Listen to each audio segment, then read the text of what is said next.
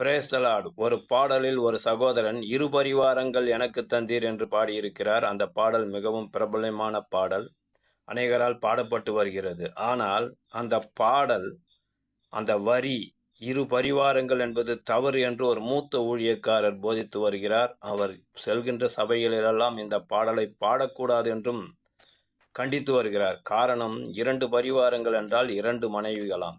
இவருக்கு யார் அப்படி போதித்தார்கள் என்று தெரியவில்லை.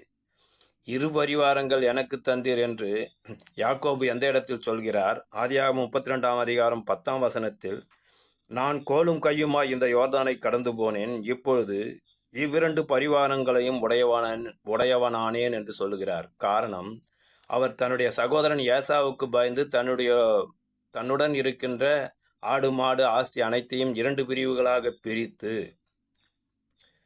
கடந்து போகும்படி சொல்கிறார். அவர் அப்படி சொல்வதற்கு மேலும் ஒரு காரணம் உண்டு. அதே ஆதியாகமம் 32ஆம் அதிகாரம் 1-2 வசனங்களை வாசித்தார். தேவ தூதர்கள் அவனை சந்தித்தார்கள் என்று எழுதியிருக்கிறது. அப்பொழுது அவன், இது தேவனுடைய சேனை என்று சொல்கிறான்.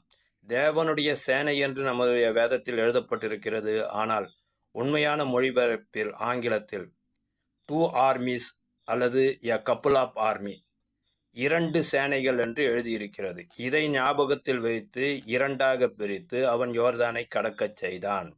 ஆனால் இந்த ஊழியக்காரர் எதற்காக அந்த தம்பி, பாடிய தம்பி, அவர் மீது இவருக்கு வெறுப்பு இருக்குமே, ஆனால் வேறு விதத்தில் அதை சொல்லலாம். ஆனால் அவர் பாடிய பாடலே தவறு என்று சொல்வது முற்றிலும் தவறு. இந்த பாடலை அனைவரும் பாடலாம். பாடுங்கள், ஆசீர்வாதம் பெறுங்கள். ஆமேன்.